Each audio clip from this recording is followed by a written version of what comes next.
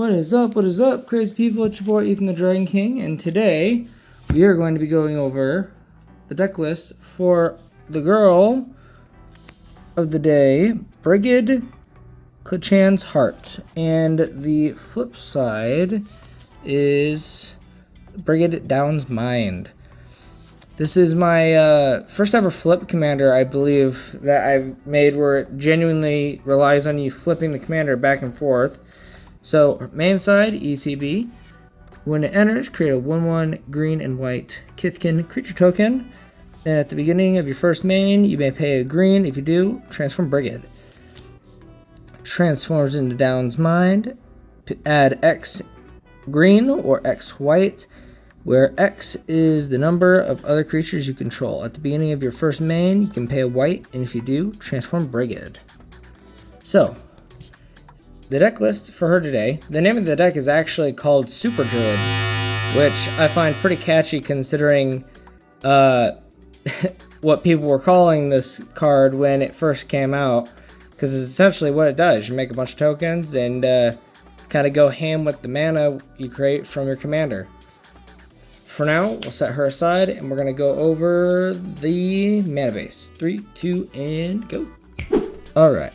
So, starting out, I wanted this deck to be a power 2, meaning it's good for just regular commander everyday nights and stuff like that. Nothing powerful, but still able to hold its own pre-con table.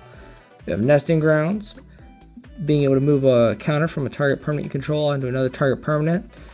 Just a way to produce mana and help move counters around. Command Tower for that mana fix. Conduit Pylons for the Surveil, also add 1 mana of any color. Evolving Wilds and Terramorphic, plus the Myriad Landscape.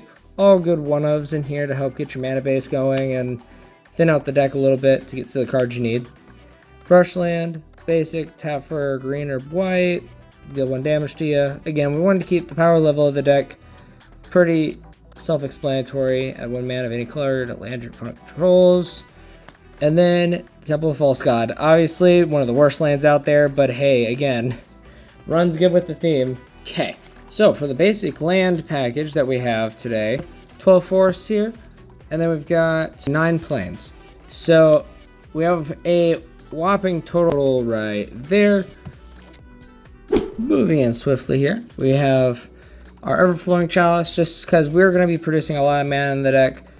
Figure this is a way to dump the mana into it. Multi-kicker 2 for 0. When it enters the battlefield, hit each charge counter on it for each time it was kicked. So say we put 10 mana into it, we get 5 charge counters on it, get 5 colorless mana out of it. Pretty good. World map, easy way to search our lands from deck to hand. Just a way when we start out with a 1 land hand or even 2 land hand, we're able to start off and go off quickly.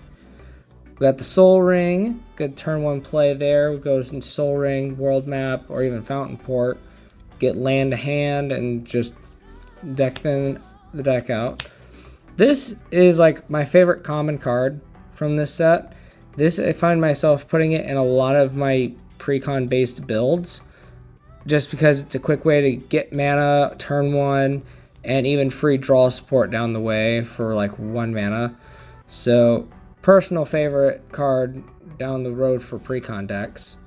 And then we've got Lightning Greaves. This is mainly just to put haste on some of the big boys we have further in the deck and just give protection to my commander as well if need be.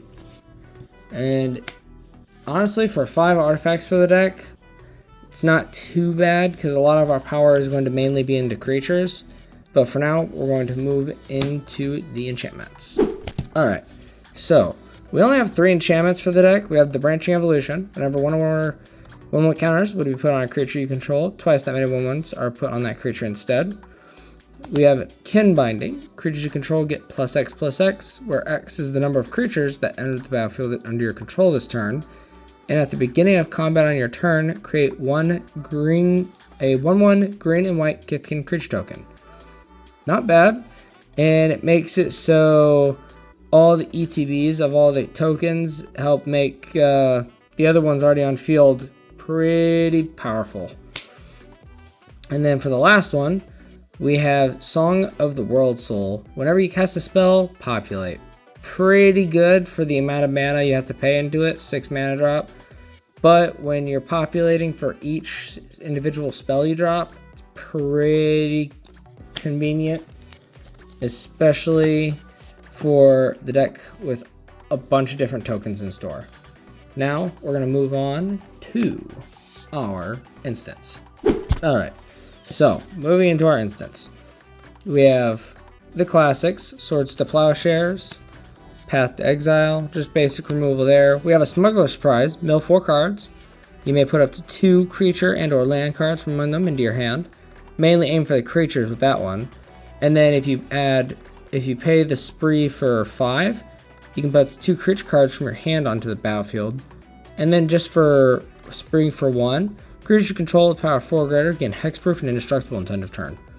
With the amount of mana we can produce, the goal is to spree all of it and get the benefits of giving all your creatures you drop onto the field hexproof and indestructible, and give you a lot of benefits off of ETBs. Moving on, we have our next one, Shelter. Target creature you control gains protection from the color of your choice until end of turn, and you get to draw a card. And yes, I got this from a secret lair I had gotten during a trade. Alright, moving on, we have our Blessed Respite. Target player shuffles their graveyard into their library, prevent all combat damage that be dealt this turn. The deck does not have many reshufflers, if any, so this being a damage prevention and a reshuffler, when we're dealing with mill, or even our self-mill, if we mill something we don't want, we can get back into the deck for later. Unforgiving Aim, nice removal here, destroy enchantment, create more tokens, even destroy creatures flying, which is good. Cradle Swap, good one, it's a changeling kindred instant, so I can exile a target creature, its controller creates a 1/1 colorless shapeshifter creature token with changeling. Just more basic removal, give them a 1/1 when we can destroy a 10/10 on their field. Beast Within, another good removal, destroy a target permanent, get a 3/3 out of it. Court of Calling, Convoke, search your library for a creature card with mana value X or less, put it into the battlefield, and then shuffle. Later down the road, we will like to get better targets for this card in the deck, but as of right now, we only have a couple good targets for it right now. We have Return of the Wildspeaker, which is a great one. Draw cards equal to the greatest power among non-human creatures you control. Or if you wanted to buff your guys, non-human creature control, get +3/+3 until the turn. And then lastly, we have a Perch Protection, which is quite the hefty card with all of its offers. Being a 2 white pip and 4 colorless, instant, gift an extra turn. And in doing so, you create 4 2/2 bluebird creature tokens with flying. And if the gift was promised, all permanents you control phase out until your next turn. Your life total can't change, and you gain protection from everything. So what does this mean? It means that even though you created the 4 tokens, those 4 tokens will also phase out, and they will come back in on your following turn. Pretty funny story about this as well. Me and a buddy of mine did a 1v1 with this card. And even though he was gifted an extra turn, I still was able to manage a W because he couldn't attack or damage my life total any until it got to my next turn. Funny and amazing card to have in 1v1s. But for now, we are going to move to sorceries. Alright, moving into sorceries. So, starting off, we have our Abundant Harvest. Choose land, non-land, reveal the top cards of your library and 2 reveal it, and then put that card into your hand, and the rest in the bottom of your library in a random order. Mainly, you would use this for land, obviously in early game, but if not, then it's helpful for finding any instants, maybe sorceries, even a good creature that would help you down the road with token production. And also just getting more power and life gain on the field, maybe interaction as well. Moving on, we have Full Flowering, populate X times, where you have to pay 2. 1 second here, just so you guys can see if my phone will focus. So it's not gonna focus, cool. So you have to pay 2 X's. So example, you pay 10 mana, 5 into each X, you'd populate 5 times. It's not bad. Again, with our commander doing all the work of producing tokens and mana off the rip, the populating and with all the mana you have to pay into it is definitely worth it. White Sun's Twilight, you gain X life, create X 1/1 white colorless Phyrexian Might artifact creature tokens with Toxic 1, and it can't block, and if X is 5 or more, destroy all the creatures. And again, with the amount of mana we create off of our commander, this getting to be 5 or more is very easy, and plus being able to haste those tokens somehow or some way is definitely going to be beneficial down the road once I get more stuff for the deck. Obviously we want to keep it pre-con still, but Nature's Rhythm, same thing as our Convoke one we had earlier. Basically search library for a creature card with mana value X or less, then shuffle that, put that in front of the battlefield, then shuffle. So not only do we get the initial cost, we can also cast it from our graveyard. Oh, 1 second, sorry guys. We can also cast it from our graveyard for the Harmonize cost, which is actually pretty helpful and useful down the road. For the common good, create X tokens that are copies of a target token you control.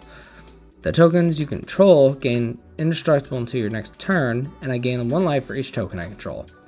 Good life gain, and a way to help make the board wider for more mana production off the commander.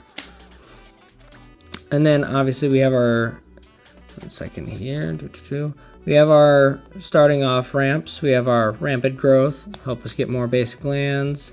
Nature's Lore for the forest.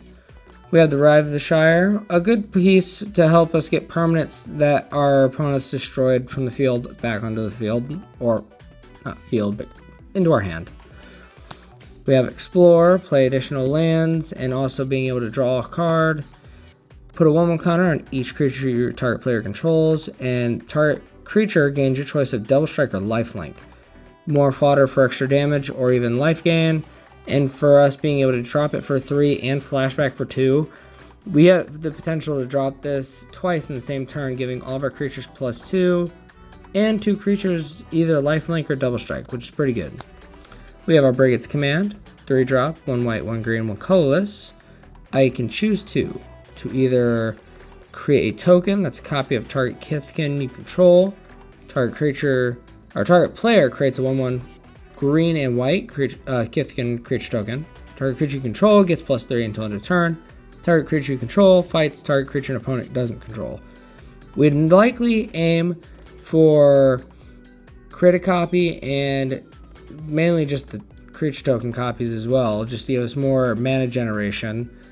But if need be, we can also use it for the utility of the +3 and fighting a target creature to help get it off the field. We have the Shamanic Revelation. Draw a card for each creature you control. You gain 4 life for each creature you control with power 4 or greater. With all the 1/1s that we're able to give and stuff like that to all our creatures, it definitely makes it beneficial for getting a lot of life gain and being able to draw a card as well to keep getting the fodder going. We have Starfall Invocation, gift a card, destroy all creatures. If the gift was promised, return a creature card put into your graveyard this way onto the battlefield under your control. Now, even though it's not really important for the sake of the use of this card, it is something interesting that tokens will see the graveyard. So I believe, I could be wrong, that if a token were to be put into the graveyard and the gift was promised, you can return it onto the battlefield under your control, which is quite nice. We have a Verdant Confluence. Choose 3. You may choose the same mode more than once. More 1/1 counters on a target creature. Return target permanent card from your graveyard to your hand. Search library for a basic land card and put that to the battlefield tapped, then shuffle. We'd likely aim for the 1/1s or a permanent, honestly, go to hand, just to help us widen the field and get more bodies going for token generation. Lastly, we have Phyrexian Rebirth. Destroy all creatures, then create a XX colorless horror artifact creature token, where X is the number of creatures destroyed this way, which is very nice for if you kind of are predicting your opponent to do a board wipe, or we need to do one. It makes so we have one big body that they'll have to deal with on the following turn, or even in the same turn if we have a way to give haste, which is quite nice. Now, coming up, we will have creatures. All right, back at it. All right, so we have our Soul Warden. Whenever another creature enters the battlefield, you gain a life, which is pretty good because not just your field, your opponent's field. It means you can start getting life gain pretty early in the game. We have a Wirewood Symbiote. Return an elf you control to its owner's hand. Untap a target creature, activate only once each turn. So if you're able to flicker this guy or even bounce it back to hand somehow and reactivate the effect, you can do it again, but it's a hard once per turn, unfortunately. We have Cactuar at the beginning of your end step. If this creature didn't enter the battlefield this turn, return it to the hand. Funny card when you're starting out early game and you just want to start bonking people for 3 damage, because it's able to just keep bouncing back to hand, so you get additional triggers for Soul Warden and any other potential ETB triggers you'll have as well. Giver of Ruins. Tap it. Target creature control gains protection from colorless or from the color of your choice until end of turn. Very good for helping protect the commander or even other big pieces in the game that we'll be using down the road. Llanowar Elves. Just additional mana piece to help break it out faster, or even make it so that we have more blockers down the road, because there's no such thing as enough mana in this deck. We have Skyclave Defector Mite, Toxic 1, Scale Defector Mite, can't block, Phyrexian or 2 life. Yeah, you can either pay white or 2 life down here. Of course, the sun glare is awful. Choose a color. Another target creature you control gains Toxic 1 and Hexproof from that color until end of turn. It can be blocked by creatures of that color this turn. So give it protection from mono red. Creatures of mono red cannot block that creature now until end of turn, which is very awesome. Moving on, we have Elvish Mystic, more green mana production. We have Destiny Spinner. Creature and enchantment spells you control can't be countered. That is going to be our biggest prize, because we like this ability, right? We can make a land become an elemental with trample and haste, but the can't be countered is where the money is at, because a lot of creatures, as you can tell, we'd like to be onto the field and not be countered by our opponents. We have Springheart Nantuko. I probably butchered the name of that. You can bestow it onto a creature for a green and 1, and then the enchanted creature get +1/+1. And it has landfall. Whenever a land enters the battlefield under your control, you may pay a green and 1. And if it's attached to a creature I control, I can do that if it's attached to a creature I control. And then if I do, create a token that's a copy of that creature. If you didn't create a token this way, create a 1/1 green insect creature token.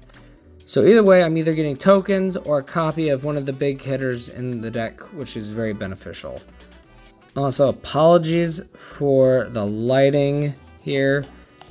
This, oh my goodness, I was trying to open the blinds for more lighting, but we'll have the clear image on the screen still, so you guys are able to see what's going on with the cards. We have Jagged Rabbit, Ravenous. Whenever it attacks, create a number of 1/1 white rabbit creature tokens equal to its power, which is pretty good because being able to pay a bunch of tokens into the Ravenous, or I guess a bunch of 1-drop mana, it's pretty good because you get a bunch of tokens out of it attacking, and you also get to make it buff when it ETBs. We have Skycaver Sentry, First Strike Lifelink. Whenever this creature attacks, you may put a creature card with mana value X less from your hand onto the battlefield tapped and attacking, where X is the number of attacking creatures you control. Pretty good when you want to get extra bodies onto the field and you're able to selectively choose how big the card's going to be. So if you want a big drop, you gotta swing full sideways, or if you just want to drop an extra creature with Death Touch, swing with 2 or 3 creatures and helps get the damage out there. Genesis Hydra kind of speaks for itself. Whenever you cast a spell, reveal the top X cards of your library. You may put a non-land permanent card with mana value X or less from among them onto the battlefield, then shuffle the rest into your library. It enters with X 1/1 counters on it, and with our 1/1 doublers we have included in the deck, it makes it so this is able to get even stronger than it would normally be with our mana that we have available. Scavenging Ooze. Exile 1 card from a graveyard. If it's a creature card, put a 1/1 counter on Ooze and I gain a life. Easy, drop 1 mana into it to help empty people's graveyards and stuff. We have the Steve. It's actually the pretty art Steve. Sakura Tribe Elder.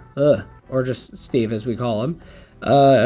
When he's onto the battlefield, we can sack him and go get us a basic land, enters the battlefield tapped. We have Shurigeki, Juku Visionary. I butchered the heck out of that. So you can pay green and 1 to return to hand, reveal the top 4 cards of your library. You may put a land from among them onto the battlefield tapped, put the rest into your graveyard. Or you can channel for 2 green and 2 X. To discard him, return X non-legendary cards from your graveyard to your hand. Not too bad when you're trying to get more extenders from your graveyard into your hand, which is pretty good. We have the Selfless Spirit, a good defense piece. 1 white, 1 colorless, flying. Sacrifice the spirit to make it so creatures you control get indestructible until end of turn. It's pretty good when you're trying to keep your mana dorks alive when there's a board wipe going on or when you're preparing to board wipe. We have Farhaven Elf. This would be very good for that 1-drop we mentioned earlier. When it enters the battlefield, you can search your library for a basic land card, put that into the battlefield tapped, and then shuffle your library. Deck Thin Extra, as well as our Tireless Provisioner. Landfall. Whenever a land you control enters, create a food token or a treasure token. Help us get that extra mana for all the heavy CMCs we have in here. Sevelia Explorer Returned. Hey, I think I got that one right. It has the ability Parlay, so you can tap it and each player reveals the top card of their library. For each non-land revealed this way, I add a green mana and I gain 1 life. Then each player draws a card. Good group hug commander, but for this, we're mainly looking for the green mana and the life gain. The draw card's kind of just a bonus. We have the Good Fortune Unicorn. Whenever another creature control enters, put a 1/1 counter on that creature. Makes it so our tokens enter with 1/1 counters, and even our just regular support pieces can enter with 1/1 counters on them, making them easily a 3/5 or even 4/5. Moving on, we have our Enduring Vitality. So it has Vigilance, and creatures you control have add 1 mana of any color. When Enduring Vitality dies, if it was a creature, return to the battlefield on its owner's control as an enchantment. Basically, it makes it so our tokens are now mana dorks, and it gives us more mana to drop more big guys, and even make it so we can make our field wider and stronger with more creatures entering the battlefield.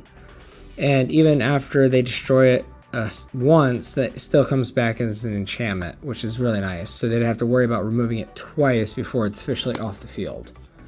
We have the Wayfaring Temple. When its power and toughness is equal to the number of creatures I control. Whenever it deals combat damage to a player, populate, which is very good. It's definitely, I'd say, a late game piece when your board is wider. It makes it so its power and toughness are something that your opponents have to block. Or if you're able to give it trample so they can't block it, populate would be a great thing as well. Moving on, we have our Questing Beast. 2 green, 2 colorless. Vigilance, Death Touch, and Haste. It can be blocked by creatures with power 2 or less, and combat damage that be dealt by creatures you control can't be prevented. And when it deals combat damage to an opponent, it deals that much damage to a target planeswalker that a player controls. So, ignoring literally this bottom bracket here, the top 3 here is definitely the most important. With having Haste, Death Touch, and Vigilance, it means it can just start attacking same turn. Plus, with it not being able to be blocked by powers 2 or less, they have to use something at least 4/4 or greater, or sorry, 3/3 or greater to block it, or it just gets its damage through. Plus, it makes it so all creatures I control have their damage unpreventable, which is very nice. We have Boss's Chauffeur. When it enters the battlefield with the number of 1/1 counters on it equal to the number equal to 1 plus the number of other creatures you control. And then it has, when another creature you control enters, put a 1/1 counter on Boss's Chauffeur. And then when it dies, create a 1/1 green and white green and white citizen creature token for each 1/1 counter on it. So for it being a steep 5-drop, it enters with a bunch of 1/1s on it, and then when creatures enter the battlefield, it gets even stronger as well. Plus with our 1/1 counter doublers in here, makes it so everything's already getting buffed as is just from entering. And then even when it dies, you get a bunch of 1/1 creature tokens for the amount of 1/1s it had on it. And then we have Oran Frostfang. This is one of my brother's, I believe, stronger pieces even in his snake deck. But for this one being in tokens, it's definitely a power piece for us right now. Attacking creature you control have Death Touch, and whenever a creature you control deals combat damage to a player, draw a card.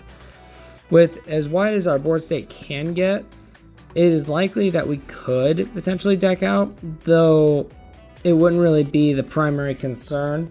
I believe Death Touch would be the benefiter for us, making it so our opponents have to block with a lot of creatures. When an opponent casts a spell, put a 1/1 counter on Sunscorch Regent and you gain 1 life. Not too bad, just a support piece so we can help get a big flyer going and have a way to dump our mana into it. We have Railway Brawler. A Reach Trample 5/5. Whenever another creature enters the battlefield under your control, put X 1/1 counters on it, where X is its power. Definitely a power piece for any example like Frostfang or some of our bigger creatures coming up here. You can also plot it out as well to pay 3 and a green, exile this card from your hand, and cast it as a sorcery on a later turn without paying its mana cost. It's good if you don't have the mana to drop it for its full cost, and it makes it so you can have it at the ready down the way when you need it later. We have Slumbering Walker, 5-drop, 2 white, 3 colorless. It enters with 2 neg1 counters on it. And at the beginning of your end step, I may remove a counter from this creature, and when I do, I can return target creature with power 2 or less from your graveyard to the battlefield. Mainly good in the early game, or I guess prior to this. So we're able to return back some of our support pieces, like our, our Soul Warden, just an example. Moving on, we have a Sagu Wilding. This is also one of my pet cards as well for it being a common. It has Root Seek. And Omen, if you guys don't know what the ability is, says after you've cast this card, you put the card back into the deck and shuffle a deck, which is pretty good. So, Root Seek, Sorcery Omen, search your deck, search your library for a basic land card, reel it, put it into your hand, then shuffle. And with the Omen, you shuffle this back into the deck, and it's good to go. And then just the basic ETB of when it enters, you gain 3 life. Not too bad. You mainly aim to use it for the sorcery to just deck thin, but having a 3/3 with a bunch of additional 1/1 counters on it always helps. Rampaging Behemoths. This is definitely one of our bigger ones for the deck. 6/6 Trample. Whenever a land enters the battlefield under your control, you create a 4/4 green beast creature token. Pretty powerful piece for the deck, and definitely one of our mana drops that we drop in later game. Bane of Progress, 6-drop, 2 green, 4 colorless. When it enters the battlefield, destroy all artifacts and enchantments and put a 1/1 counter on Bane of Progress for each permanent destroyed this way. Really good against artifact destruction decks, I think.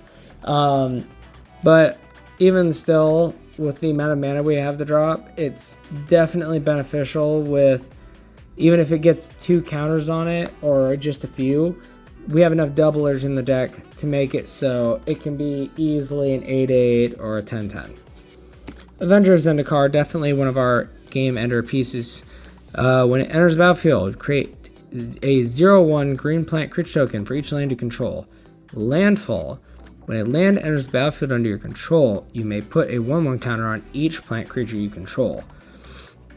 This is absolutely beneficial because ETB, it'll get additional 1/1 counters, and then each of those green plant creature tokens that enter also get 1/1 counters on them as well, which is highly beneficial for all the doublers that we have. Definitely a game ender piece for sure. Moving on, we have an Amara Tandrus. Prevent all damage that would be dealt to creature tokens you control. So if we need to block with our creature tokens, they would not get any damage dealt to them, or if your opponents block them, the creature tokens don't die, which is really beneficial. And then obviously we had to put 2 big hitters in here. Primeval Protector, 10 and 1. It costs 1 less to cast for each creature your opponents control. When it enters the battlefield, put a 1/1 counter on each other creature you control. Definitely a big finale piece with all of our doublers and our tokens that we'll have. Then Rumbleweed, 10 and 1. It costs 1 less to cast for each land card in your graveyard. Vigilance for each trample. When it enters the battlefield, other creatures you control get +3/+3 and gain trample until end of turn. Not too bad for an 8/8. I know it's definitely a lot for it being an 11 drop, but with it giving all the other creatures you control +3/+3 and trample, it makes it so we're able to get big damage in as a final game ending piece. That is my Super Druid deck for this year for Brigid, the Clichan's Heart. I probably again butchered the name supremely, but yeah, this is my Super Druid build for 2026. I'm definitely excited to try to play this more often in local pods and stuff like that with Commander. It's definitely difficult nowadays trying to find local Commander pods. So if you guys know of any locals in the area that play Commander often at shops and stuff, definitely let me know. And I look forward to being able to hopefully meet you guys and play Brigid, the Clichan's Heart. And with that, I'll catch you guys on the next one. Peace.